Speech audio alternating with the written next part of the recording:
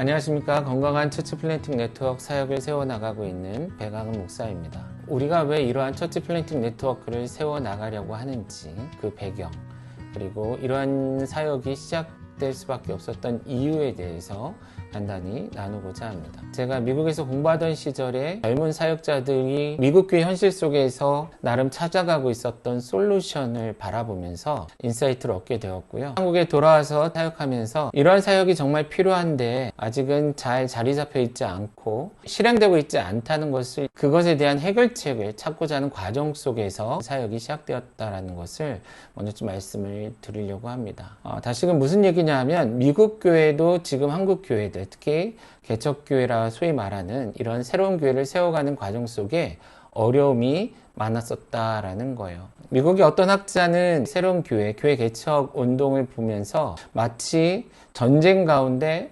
낙하산 부대원들이 낙하산에 매달려서 등에는 군장 하나에 소총 하나 메고 적진 깊숙한 곳에 낙하하는 그런 모습과 같다, 이런 표현을 썼었어요. 외로이 홀로 낙하산에 매달려 뛰어내리는 병사를 향해 지상에 있는 수없이 많은 적군들이 총을 겨누고 그런 상황을 연상케 한다라는 그런 표현일 겁니다. 에드 스테저라는 신학자도 정말 한 걸음만 나가면 총에 맞아 죽을 줄 알면서도 또다시 뛰쳐나갈 수밖에 없는 그와 같은 모습으로 교회를 개척해가고 일정 기간 버티다가 결국 소리 없이 사라져가는 그런 형편과 같다는 것을 표현해준 그런 표현일 것입니다.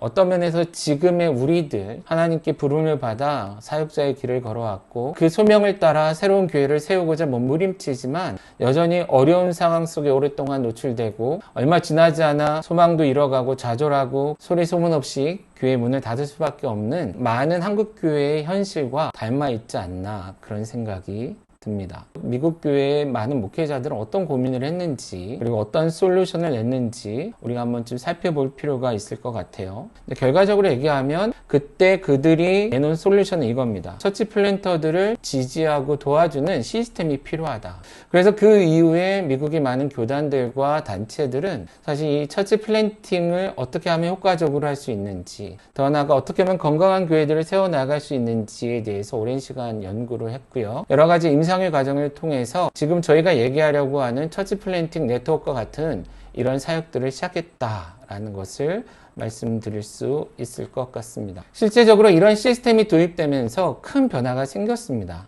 2007년도에 초교파적인 리서치를 통해서 나온 그 통계는 새로운 교회들이 개척이 되었을 때 1년이 지났을 때 약 99%, 2년이 지났을 때 92%, 3년 81%, 4년 68% 정도의 생존율을 보이더라. 사실 4년, 5년이 지났을 때의 교회 생존율은 훨씬 더 적었거든요. 20% 정도밖에 되지 않았던 그런 어려운 새로운 교회, 곧 개척교회의 현실들이 조금씩 개선되고 바뀌어 나갔다라는 것을 우리가 통계를 통해 볼 수 있어요.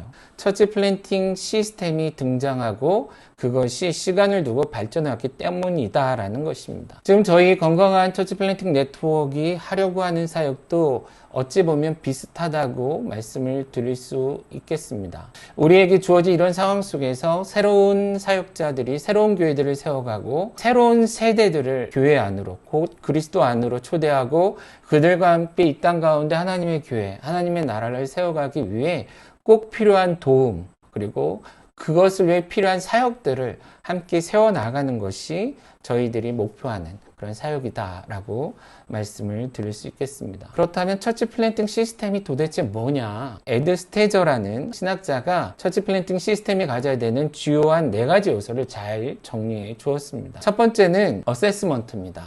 혹은 사전평가라고 말할 수 있고요. 두 번째는 교육 및 집중 훈련 프로그램. 세 번째, 멘토링, 코칭, 감독 및 지도. 마지막으로 교회들의 연합과 그 문제들을 함께 풀어가는 그러한 사역이 필요하다라고 말했습니다. 먼저 평가, 어세스먼트인데요. 이것은 처치 플랜팅을 준비하는 처치 플랜터들의 자질을 평가하는 과정입니다. 이 시대에 하나의 교회를 세워가는 사역자가 되기 위해 우리는 어떠한 요소들을 개발하고 또한 성장시켜 가야 되는지에 대해서 평가하는 것이죠.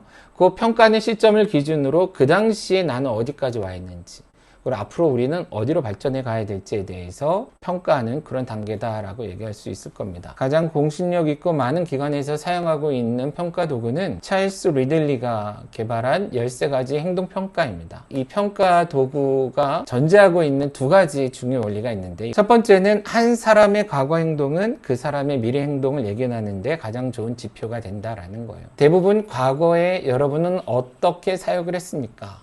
어떠한 경험이 있습니까? 라는 과거에 대한 사역을 추적하는 그런 내용들을 가지고 있어요. 근데 이것이 왜 중요하냐면, 이것을 통해 당신이 교회를 개척했을 때, 그 새로운 사역을 계획하고 진행할 때 당신은 그와 같은 방식으로, 방향으로 사역을 해나갈 확률이 높습니다 라는 것이 이 평가의 전제다라는 것이에요. 두 번째, 교회 개척자의 자질을 점검하기 위해 꼭 모든 개척자들이 사전에 과거에 교회를 개척했었던 경험이 있어야 하는 건 아니다라는 것이에요. 설령 살아온 배경과 환경이 다를지라도 각자의 삶의 영역에서 나름 리더로서 성장해가고 발전해 가기 위해 노력했다면, 그러한 과정, 그러한 훈련, 그런 경험들이 새로운 환경, 그 교회 개척 환경에서도 동일하게 나타날 거다, 유사하게 나타날 거다라는 접근인 것이죠. 단지 교회뿐만이 아니라 직장 생활을 했다면, 혹은 다른 환경에서 어떤 일을 했다면 그때 여러분은 어떠했습니까? 라는 그런 질문들이 많이 들어가 있습니다. 이것을 통해 내가 정말 교회 개척자로 준비가 되어 있는가, 정말 새로운 교회를 품고 지금 시작할 시점이 되어 있는가 확인해 보는 그러한 것, 이것을 돕는 것이 처치 플랜팅 시스템의 중요한 요소다라는 것이에요. 유명한 처치 플랜터 중에 하나, 신학 중에 하나가 닐 콜인데요. 그의 책을 보면 그도 젊었을 때 이 평가를 받아봤다 그래요. 근데 생각보다 평가 결과가 엉망이었다고 얘기하는 것을 보게 됩니다. 그 후에 수년 동안 나름 사역 현장에서 그래서 이런 요소들을 개발하기에 노력했더니 몇 년 후에 다시금 이 평가를 받았을 때 과거보다 훨씬 더 높은 평가를 받았고, 그것을 바탕으로 새로운 사역을 시도했을 때 효과적인 교회 개척 사역을 감당할 수 있었다라고 쓴 것을 책에서 본 적이 있습니다. 여러분들도 기회가 될 때 한번 꼭 받아보셨으면 좋겠습니다. 두 번째는 교육 및 집중 훈련 프로그램인데요. 지금 미국 교단, 그 교회에서 얘기하는 이 프로그램은 컨퍼런스 혹은 수련회와 같은 시간을 얘기하는 겁니다. 교회 개척을 할까 말까 고민하는 분들을 위한 프로그램이 아니라 이미 교회 개척을 하기로 결정을 했고 일정 기간 준비를 해온 사람들이 새로운 교회를 시작할 준비가 되어 있는지, 혹 놓치고 있는 것은 없는지, 이런 것들을 점검하는 것이고, 이런 점검 과정을 통해서 미흡한 부분들을 점검하고 조정하고 조율하는 것을 도와주는 프로그램을 이야기합니다. 그렇기 때문에 이 부트캠프라고 불리우는 이 트레이닝 코스에는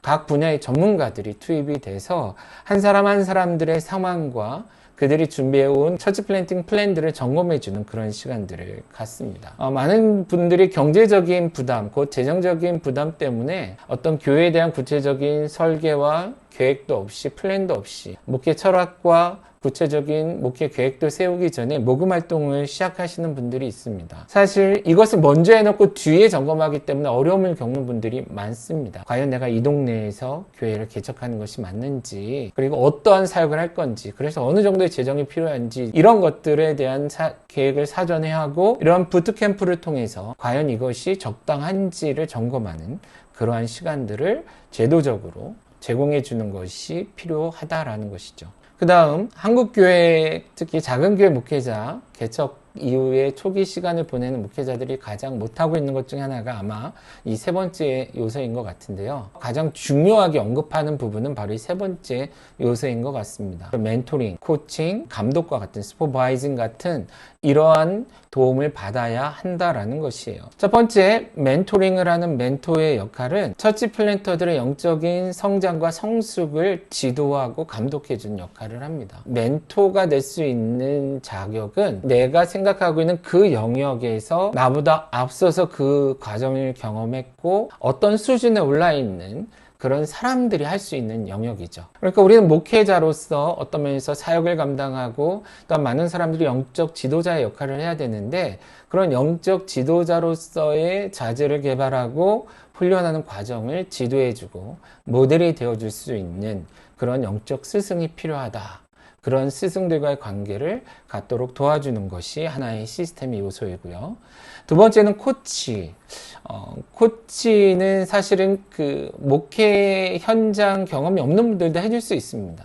어떤 각각의 영역에서 전문성을 가진 분들이 질문하고 또한 그 질문에 대해서 평가해주는 과정을 통해서 각자가 원하는, 기대하는 사역들을 계획하고 진행할 수 있도록 도와주는 사람들이다라고 얘기할 수 있는데, 구체적인 교회 개척 준비부터 사역의 진행 과정을 이 코치와의 지속적인 만남을 통해서 점검하고 실행하는 과정들을 도와주는 그런 역할을 하는 사람들, 그런 것을 이야기한다 할 수 있겠습니다.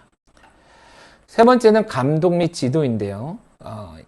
이것도 역시나 한국 목사님들이 별로 좋아하지 않는, 왜냐하면 오랜 시간 동안 담임 목사라 불리우는 곧 각 교회 헤드십 밑에서 오랜 시간 부교육자 생활을 하셨던 분들이 많기 때문에 또 누군가의 지도를 받아야 하는가라고 했을 때 굉장히 거부감을 느낄 수 있습니다. 그런데 이 감독과 지도는 어떤 면에서 사역을 이렇게 해라 저렇게 해라 라고 하는 사람들 이야기하는 건 아니고요.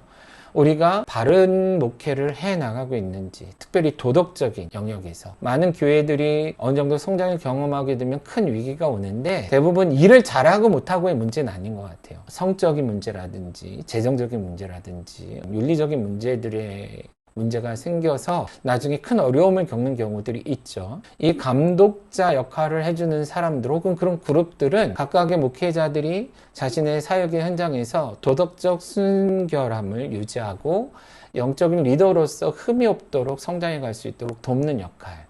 자, 이러한 역할을 하는 동역자나 혹은 어떤 선배 구조가 있는 것이 굉장히 필요하다라는 것을 그들이 깨달았다라는 것이에요.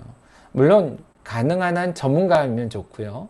만약에 전문성이 약간 부족하다면 서로가 서로에게 이런 역할을 해주면서 함께 세워져 가면 건강한 처치 플랜팅 사역이 가능하다라는 것입니다. 어떤 면에서 지금 저희 건강한 처치 플랜팅 네트워크는 초기 단계로서 서로가 서로에게 그런 멘토의 역할, 코치의 역할 또는 감독의 역할을 해가며 함께 교회를 세워가는 것을 기대하고 있다라고 말할 수 있겠습니다. 이 일에 있어서 중요한 것 중에 하나는 정기적인 모임을 유지하는 거다라는 것이에요. 서로 질문하고 대답해주고 아이디어를 나누는 것, 그것을 정기적으로 해나가는 것은 굉장히 다른 결과를 만들어낼 수 있다라는 것입니다. 자, 마지막으로는 처치 플랜팅 네트워크 혹은 이원 사역을 그 교회들의 연합과 발전을 지탱해 갈 수 있는, 지지해 갈 수 있는 그룹이 필요하다라는 것입니다. 작은 교회들일수록, 그리고 교회가 시작된 초기 단계일수록 함께 모여서 힘을 모으고 함께 공부하고 함께 성장해 가기 위해 노력하는 것은 굉장히 필요하다라는 가르침을 우리에게 주고 있습니다. 이 처치 플랜팅 네트워크를 세워가는 데 있어서 저는 이제 두 가지 면을 생각을 해요. 앞부분의 평가, 그리고 부트캠프와 같은 교육, 그리고 멘토링을 포함한 여러 가지 지도와 가르침 이런 것들이 있잖아요. 어떤 면에서 이거는 조금은 소극적인 처치 플랜팅 네트워크 사역이 아닐까 그런 생각이 듭니다. 알아서 각자가 잘할 수 있도록 도와주는 것, 이것도 굉장히 필요하죠. 다양한 컨퍼런스도 하고 여러 가지 세미나를 하면서 배움을 키워가는 건 중요해요. 저희 건강한 처치 플랜팅 네트워크도 이러한 사역들을 해나갈 겁니다. 그런데 이 정도의 사역은 제가 보기에는 좀 소극적인 단계의 사역이 아닐까. 좋은 배움의 기회는 얻기가 쉬운 시대를 우리가 살아가고 있잖아요. 단지 아이디어를 나누고 동질감을 느끼는 것 이상의 시너지를 낼 수 있는 요소가 있더라라는 것입니다. 적극적 단계의 처치 플랜팅 네트워크 사역이라고 말할 수 있는데요. 우리가 같이 모여서 연구하고 고민하고 생각할 뿐만이 아니라 각 교회의 특성들이 살려지는 과정 속에 어떤 사역적 힘이 모여져서 이전에는 홀로 할 수 없었던 많은 사역들, 예를 들자면 저희 건강한 처치 플랜팅 네트워크에서는 이런 우리 함께 세워져가는 교회들이 힘을 모아 교육 사역을 세워가고 있고, 예를 들어 캠프라든지 아니면 아이들을 위한 교육 프로그램을 세워가고 있고요. 또 한 가지는 해외 선교, 국내에 있는 외국인 사역자들과 함께 그들의 본국에까지 나아가 그곳에 꼭 필요한 여러 가지 사역. 과거에는 작은 교회였기 때문에 그곳까지 갈 수 없었지만 함께 모여서 힘을 모으다 보니 현지까지 나아가 사역할 수 있게 되는 그런 사역들. 그리고 각 교회가 가진 예를 든다면 커피라든지 소그룹이라든지 영상이라든지 혹은 귀농 목회자들과 함께하는 이런 사역들을 통해서 하나의 교회 안에 있는 자원만으로는 할 수 없었던 사역들을 함께 모여서 의논하며 세워가는 그런 사역들을 해나가고 있다라는 것입니다. 추가적으로 최근 하고 있는 것처럼 정기적인 기도 모임도 그 중에 하나겠죠. 찬양을 감당하고 말씀을 나누고 기도의 제목을 나누고 함께 서로가 서로를 위해 기도해 주는 가운데 교회들 안에 성도들 안에 사역자 안에 시너지가 발생하는 것을 실제적으로 경험하고 있습니다. 이러한 것들은 어떤 면에서 처치 플랜팅 네트워크가 줄 수 있는 적극적인 사역의 효과들이 아닐까 그런 생각이 듭니다. 사실 제가 이 자료를 준비한 지는 꽤 됐습니다. 몇 년 전에 이 사역을 준비했을 때 리서치를 끝냈었고요. 그 당시에 유력했던 몇 개 단체입니다. 엑지 29, 아크, 갈보리 교회 처치 플랜팅 네트워크나 컨버즈라는 단체, 이런 단체들이 있는데 지금은 더 많은 걸로 알고 있고요. 그 당시에 통계를 보면 5년 뒤에도 교회가 개척된 이후에 생존할 뿐만 아니라 성장해서 재생산하는 교회의 위치로 발전해가는 교회들의 퍼센티지가 각 기관들이 보고한 걸로는 90%에서 80%대, 엄청나게 높은 수치이죠. 제가 이 강의를 준비하면서 이 중에 몇 개 단체의 홈페이지를 좀 방문해 봤습니다. 근데 지금은 수년 동안 이 사역이 더 발전해서 미국 내 교회 개척 운동뿐만이 아니라 세계 전역에 이런 사역들이 확장돼서 진행되고 있는 것을 보게 됐고요. 처음에는 작은 교회들이 모여서 적은 숫자의 교회들이 모여서 시작한 단체들인데 지금은 수천 개의 교회들이 이 단체들, 각각의 단체들을 통해서 교육받고 또한 팀워크가 이루어지고 또한 펀딩도 되고 또한 지지, 여러 가지 이제 사역적인 도움을 받으면서 성장해 가는 것을 볼 수 있었습니다. 지금 단계에서 무엇인가 장담할 수는 없겠지만 이러한 노력이 굉장히 필요한 시점에 우리가 서 있지 않나 그런 생각이 들고요. 이것을 위해서 건강한 처치 플랜팅 네트워크 이제 시작이 되었고 본격적인 사역들을 하나하나 해 나가려고 하고 있습니다. 함께 기도해 주시고 함께 응원해 주셨으면 좋겠습니다. 감사합니다.